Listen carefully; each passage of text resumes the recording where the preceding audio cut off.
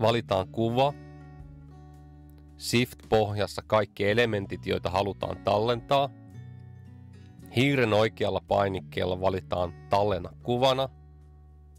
Annetaan kuvalle nimi ja tallenna.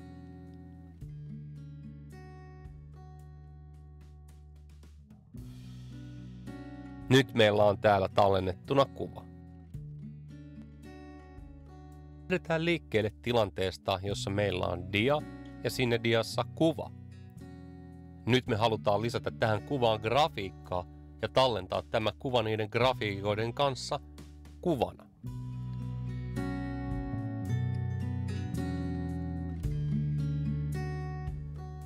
Nyt kun tässä PowerPointissa on tämä kuva ja sen päällä grafiikkaa, niin sen tallentaminen kuvana on hyvin yksinkertaista. Valitaan ensin kaikki tallennettavat elementit, napsautetaan kuvaa, Shift-pohjassa napsautetaan grafiikkaelementtiä ja nyt napsautetaan hiiren oikeaa painiketta ja valitaan tallenna kuvana. Avautuvassa ikkunassa valitsemme ensimmäisenä kansion. Annan kuvalle nimen, osaaminen on ikuista, valmis.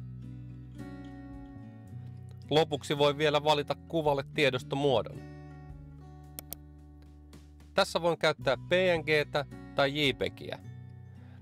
Täällä olisi myös mahdollista käyttää SVG-tiedostomuotoa. Meidän artikkelissa on lisää siitä, että mitä tiedostomuotoa käyttää missäkin tilanteessa. Tässä tilanteessa valitsen JPEG-tiedoston.